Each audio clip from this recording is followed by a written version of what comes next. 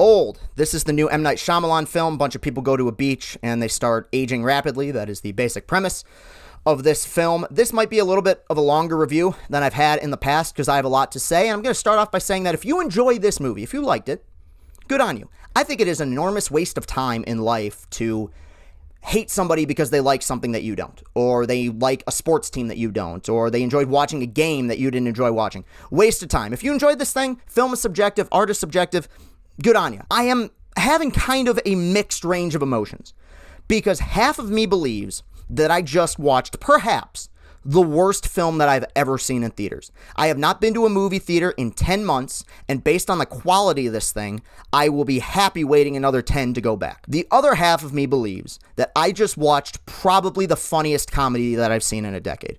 This thing made me laugh out loud, and I'm very glad that there were only 5 people in the theater today, or else I probably would have started to annoy some people because I was doubled over with laughter for a majority of the middle of this movie. Now, no film is without criticism, no film is without praise. There are a few things that are like not great, but like 3/4 thumbs up okay. There is some neat atmospheric cinematography. I mean, I think it's just, it's M. Night Shyamalan trying to do his best Jordan Peele impression, but it's, hey, if it ain't broke, don't fix it. It's fine.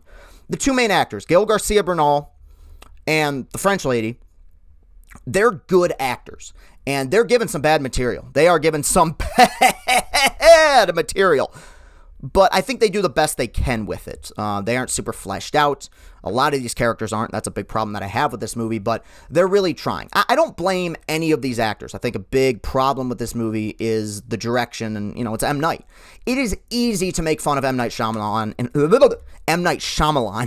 in Hollywood, and has been for a while. I don't like doing that because I think he's a guy, I think he cares about making movies. I don't think he's some huge egomaniac. I've seen him in interviews. He seems like a nice, humble, family guy. It's when they say the title of the movie in the movie. I didn't even mean to do that, but he seems like a fine guy. He's made some crap, but he's also made some really good films. So I was rooting for this. I didn't think it would be very good. It was between seeing this and Snake Eyes. The reason I didn't see Snake Eyes is because Henry Golding is in it. Henry Golding is a big Barstool Sports fan. I am a company man, and I would have felt guilty criticizing a film that stars a guy who is a big fan of the company that I work for. So I chose to see Old instead. This is a movie that should not have been released. This is a terrible, terrible, god-awful film. I am amazed that it exists. I am amazed that, once again, M. Night Shyamalan is given carte blanche to make whatever he wants. I was thinking about this while watching this movie. M. Night Shyamalan and George Lucas are the same person. They're not untalented individuals. In fact, as far as big ideas, guys, they're incredibly talented. But George Lucas was the big ideas guy for the original Star Wars trilogy. And guess what? It rocked. But when you leave a guy like that to his own devices, you know what you get? You get Jar Jar Binks. And that's what's happened to Shyamalan. I mean, that's what happened with The Happening and Lady in the Water, and now this. Like, give him story credit. And hell, you want to let him direct, go ahead. But as a writer, this movie doesn't make a lick of sense. Not a single ounce of sense is had. Let me calm down and I'll try to explain. The big problem with a lot of M. Night's weaker films, The Happening being the ultimate exception, The Happening I think is maybe the funniest movie that's ever been made, is that none of these people feel like real people. None of these people react to these situations the way that normal people would react to this situation. This movie does have a legit hook, okay? Going to a beach and all of a sudden your children start aging rapidly, that is a legitimate, that could be really scary. But every character in this movie is either overreacting or underreacting, and half the time they're acting like somebody just took the last beer out of the fridge. Your child, in a matter of 20 minutes, went from 6 years old to 25, and I swear I saw a character yawn at one point. None of these characters are fleshed out at all. They're all cardboard cutouts. That's been a problem that M. Night's had for a long time, even going back to Lady in the Water, is that he has very one-dimensional, thin characters. He's not a good writer. Like, he's not an untalented director, but he's never been a good writer. And this movie, the middle of it, they should have retitled it Gold, because it is some of the funniest comedic moments I've ever seen in a movie. I was doubled over laughing hard. I was like Barney Rubble doing the shoulder shake and going I was laughing hard at this movie, man. This is a hysterically funny film in the middle of it. No character acts like a human being. These scares, these thrills, I've been more scared by old Goosebumps episodes than I was by this pile of garbage. I mean, it is genuinely funny. The thing is, and M. Night's done this successfully in the past. Like Signs, I know a lot of people love it. I'm sweating. I'm sorry. I just got out of the shower.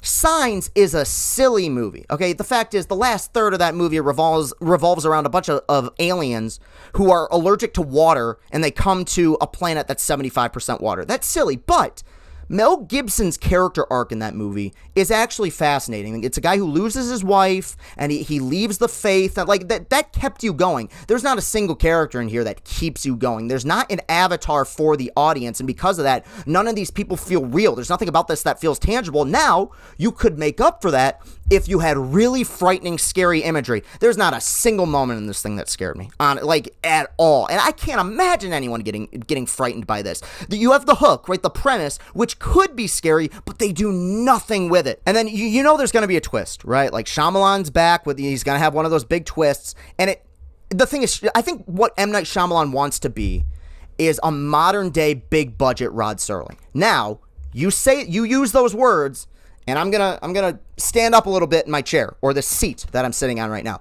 Rod Serling is one of my heroes.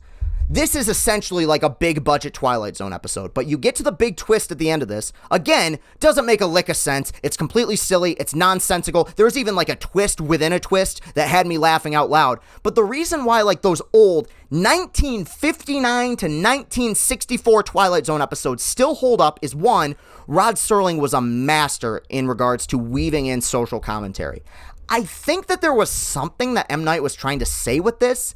I'm not exactly sure what it was. It's completely muddled, completely fuzzy. But two, Twilight Zones were short. They were 30 minutes. The worst season of the Twilight Zone was season 4 because for some reason they went from half-an-hour episodes to an hour episodes. And even Rod Serling, God rest his soul, said, yeah, that season wasn't that good. Because the longer you expand these premises, the more silly they get. And when you take a movie that would have been better suited being like a 20-minute short and you stretch it into a 2-hour film that still could have had 35 minutes lopped off of it, it just becomes silly. This movie is only in theaters right now. You cannot find it on streaming. And that's where I get frustrated because, and I wrote a piece on, I'm still sweating, damn it, this movie just made me mad. I wrote a piece on Barstool last week about The Dark Knight and how that was a movie that really kind of affected me when I was 13 years old. And that summer where all these really great movies came out, really, like, it meant a lot to me. And a lot of people in the comments had fun with it, and that's fine. I stand by what I said. I think that was a summer, and that was a film that really impacted me as a film lover. But that's because when I was a kid, going to the movies used to mean something. Everyone is under the impression right now that COVID ruined movie theaters. Oh, these poor movie theaters, they're not going to be able to survive. No. It's not COVID that ruined movie theaters. COVID accelerated the process. It was movies that ruined movie theaters. The fact is, COVID-19 and the coronavirus pandemic allowed mainstream audiences to realize that 90% of films that are released to the public every year do not deserve to have a mainstream release. And anything other than a straight to VHS release for this cinematic rectum rocket is too much. Movies are getting worse. The fact is, COVID allowed people to realize that their time and their money is valuable, and anyone who pays, I went to see a matinee of this, $7.10, M. Night should take that money and stuff it. As funny as this movie is at points, wait for it to come onto streaming, wait for it until it's free, then watch it. Don't support it, because I don't want films like this to be successful because it sends the message that we want to see more movies like this. No, only the best films should be put in theaters, and because of that, this is going to get a low rating. This will not be the worst movie of the year, believe it or not, because The Woman in the Window was a movie that was made by a cornucopia of ignoramuses, and music was legitimately the most offensive, probably worst movie I've ever seen. When 2029 rolls around, it will be my number one worst movie of the decade. But in any other year, man, this thing made me angry. As funny as it was, I'm giving it a 2 out of 10. The only reason it's not a 1 is because I laughed. And I do recommend at some point, when it's free, watch this, have a few drinks, and laugh your butt off at it. But it is not worth seeing in a movie theater. It is a terrible piece of swill. All right, I'm going to dry off. This was an intense review. You can follow me on Twitter at Castellani 2014. Hit that like button. Hit that subscribe button. Let's get those watch hours up. Thank you very much for watching, everybody. I love all my subscribers and followers. Thank you to the Barstool community. Have a great rest of your day. Peace and happiness.